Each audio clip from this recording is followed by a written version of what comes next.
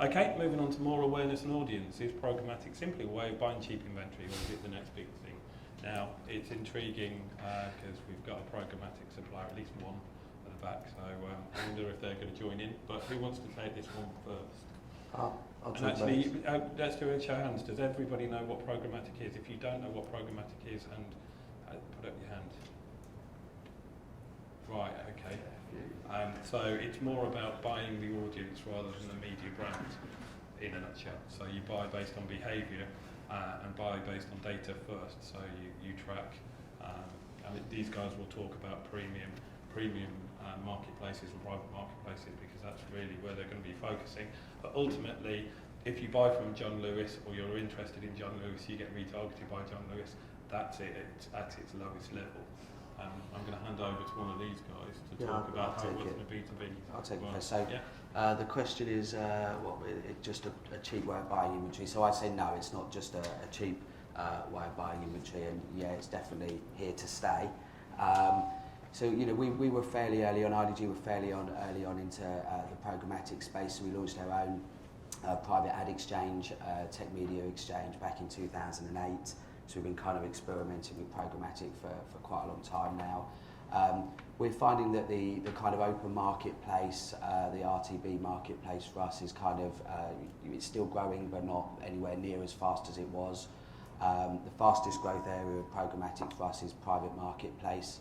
So that's advertising agencies and clients having a first look at a premium inventory programmatically. But then actually it's much more aligned to kind of the traditional type of approach of a relationship where you would be talking to us about the type of audience that you want to access. It's just the transaction happens programmatically rather than IO based, sort of in the traditional way of buying inventory. And that private marketplace space for us is growing really fast. The two areas generally, if you look at the programmatic marketplace that are growing fastest, is mobile and video.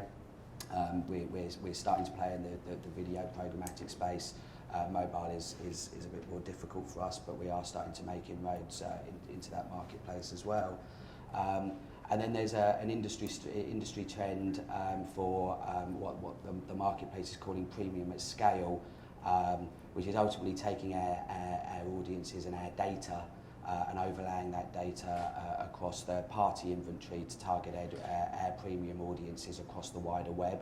And that can really deliver huge volumes and huge scale to what we do. And so there's definitely a place for programmatic, and it's definitely not about just buying cheap inventory. That is obviously part of the marketplace, and it can be tough for publishers. But it's definitely here to stay, and we're leveraging it in lots of different ways. Okay. Mark? Is it a cheap way of... The reason that's up, I guess, is because actually premium advertising, so advertising on a brand like CIO, Spiceworks, Computer Weekly, Davis, etc., computing, I don't want to leave you out, is actually quite expensive. But if you advertise to them once and then try to re-advertise them with different content, etc., across the web, the scale becomes far more cost effective because there are many users to hit. They may have hit computing once, but you can then hit them many thousands of times. So that's it in a nutshell, and that's, I guess, where someone asked about cheap inventory. So anyway, I'll hand over to you, Mark. Programmatic isn't something that Spiceworks does, and the reason why we don't do it is because we've invested very heavily in our direct sales model, and we typically sell out of our inventory each month. So for us, programmatic isn't something which we offer to the marketplace because we just don't have the excess inventory that is available to be sold. Could you extend your audience?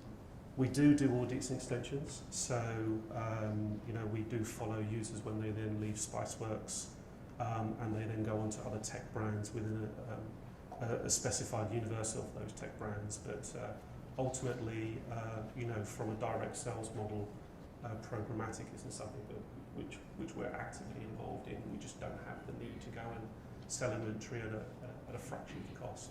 Brent, you're nodding. Yeah, well, I think by the show of hands and then by your research, this is not something that's of huge mind share with most people right now. Eventually, I think programmatic will be a big thing. I don't know when that might be. It might be a year or 2 years. I'm sure the gentlemen in the audience that you said here have a different view. But but we do. We have a private exchange. But I think when you're doing programmatic through Kingpin or on your own, it's all about like the initial action. So if someone comes to your website and you can retarget them, like the John Lewis example, but on your website, go for it. I think you should retarget them to the ends of earth. I mean, if someone's coming to your website, that's like it's a late stage action. They're showing an interest in your product, your solution. So go ahead and retarget those. I'm a little weary about let's just target a group of IT DMs based on a profile. I think they need to show some specific action that's relevant to the products that you sell, and like how we do it. Not a sales pitch, but we start with for those users that are on our storage website, we can track those users as they're off on a private exchange. So we start with very niche topics like backup or server virtualization, and then we track those users. But much like Mark said, we're not huge in the programmatic space. I mean, that could change, but that's kind of our take on it. Yeah. Okay. Tom? I think programmatic will be big. I was quite surprised when we looked at the figures in our service that it didn't have that much mind share, and I thought people would be much more interested in it. A lot of publishers actually find it really quite alarming, particularly if your inventory is not terribly well targeted. I mean, if you go back 20 years and we had the BCRS computer readership survey, people used to plan advertising in our sector based on the target audience and how many times that target audience would actually see it. And you would compare the cost of reaching that audience across a number of places using software. And that kind of approach is coming back into online ad planning, where people have, for one reason or another, allowed exchanges to build first-party data, providers who have that, so they can actually build tech audiences and serve them well. And I think programmatic, for that reason, will take off. I don't know that it will ever be the be-all and end-all of everything. I think it will be one thing amongst a number of things that people do, because as it's advanced, the people who are creating the first-party data are becoming wiser about training it. And we are closing down who we will give access to, going into private marketplace deals, private marketplace approaches. IDG have been smart with the way that they've done that. It's really, really controlled. I would imagine you were going down the same line. I cut off a number of suppliers from incisive inventory just recently because I found it alarming to see who was advertising on our pages. So we had to say no to that. And I think also we have to accept as a publisher, a lot of people what do when they do buy the uber premium inventory is that they are buying the opportunity to retarget our audience. They are buying data from us, not an advertising execution. You come onto computing or V3 or the Inquirer, you're probably going to have a program which is targeted against a specific content area. So you're reaching people who are reading about disaster recovery or enterprise storage or open source storage or whatever. And then you're getting the opportunity to hit them again, again, and again, and again in a cheap way through AdX.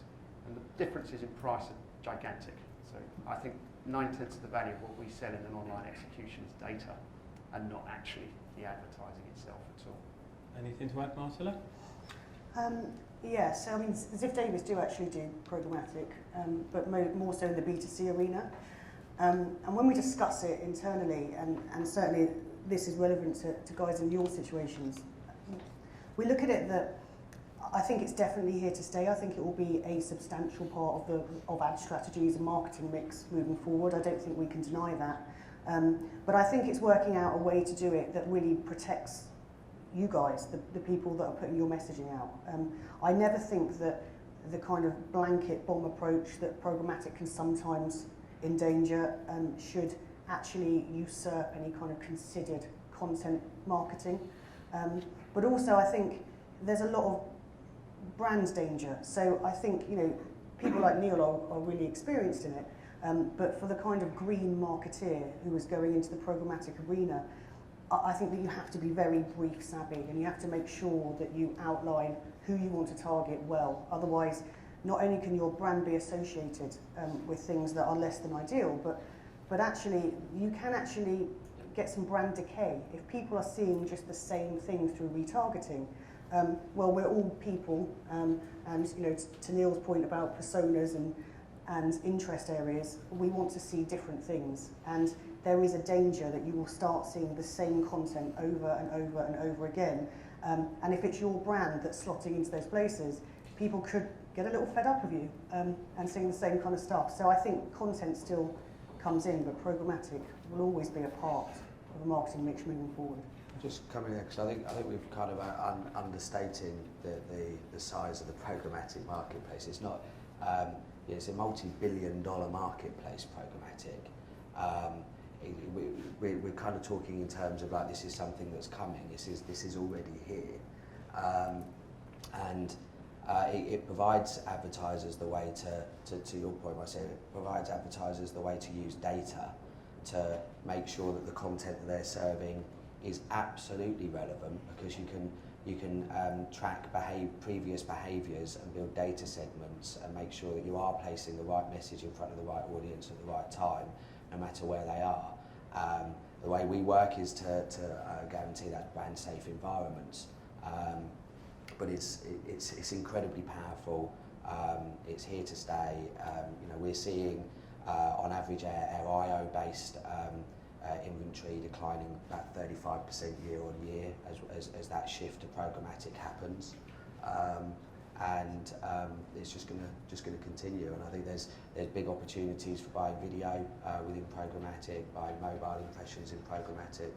The whole marketplace is just going to expand. Yeah. It's here. Yeah, it's true. We also see great response to Yeah. programmatic video Yeah. as well.